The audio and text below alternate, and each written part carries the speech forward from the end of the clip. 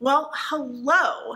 Welcome to the newest experiment that we're doing here at Ed Closet. When I put out the video over the holiday break and asked whether or not you wanted me to continue, overwhelmingly 98.5% of you said yes. So I'm excited to try this with you. And here's the deal. This is not going to be super polished. It's not going to be a very stiff professional thing. This is meant as a conversation between us.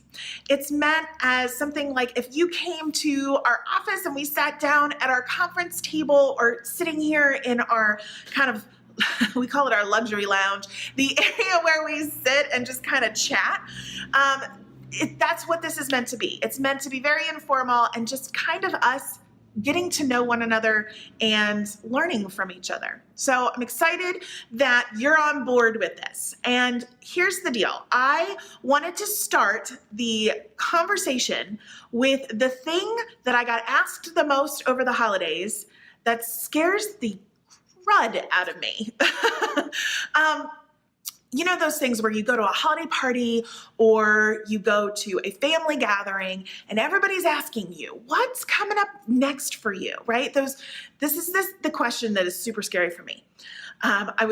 I can't tell you how many times I went to a family dinner table with extended family, you know, in-laws can be really scary, with family and friends, with colleagues. I met with a lot of colleagues over the last couple of weeks just before the holidays where, you know, you kind of catch up and all of that.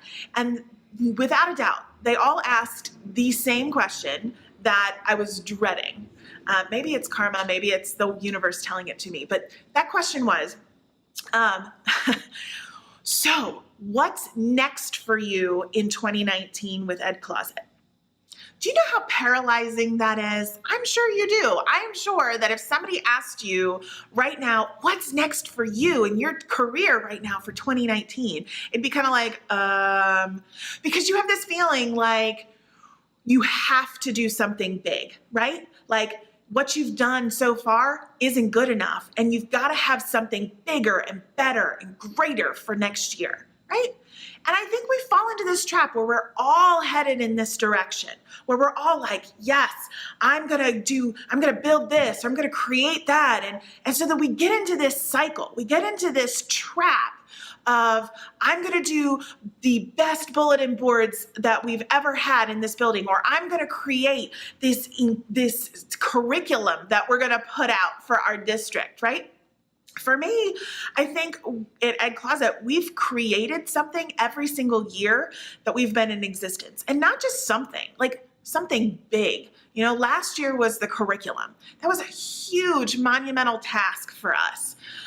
We've created the conference, the online conference in the past. In years past, we've created online courses that people can take. We've totally redone the website. We've totally redone our client journey so that when you're connecting with us, that it's a positive experience. I mean, all of these big, massive things, partnerships that we've put into place. And so this year, when people asked me that question, I had that same kind of pressure, right? Like, I have to do something big. What's the next big thing? What am I going to create? And I'm going to be honest with you. I'm not going to create anything new this year, which is kind of scary in and of itself for a maker, a creator, even an educator, because we're constantly looking to improve. I think it's one of the best things about us, right?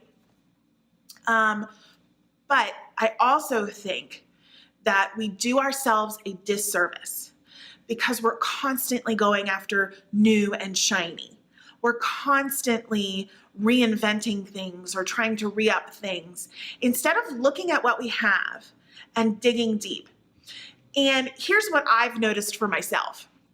When I'm constantly creating, I am not making as big of an impact or as meaningful of an impact as when I'm actually kind of stopping and just making sure people are using what it is that we're creating.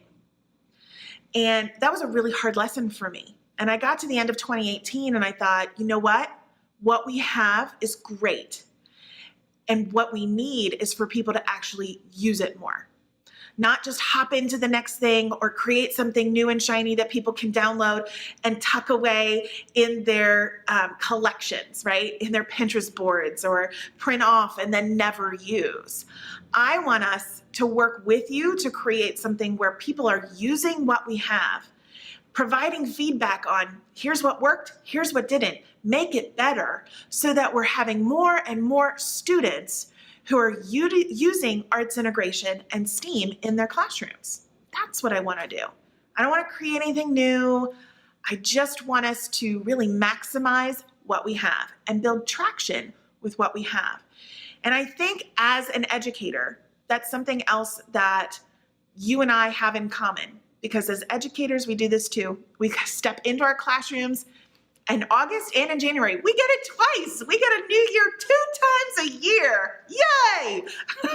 Where we walk in with such excitement and promise because we're gonna do this, we're gonna create this, and then we get about halfway through and we start to feel really depressed because we didn't have time to create all that stuff, right? Or if we did create it, we sacrificed our family, our health, our time, those things that we cannot get back. And so then we look back and we go, what did I do that for?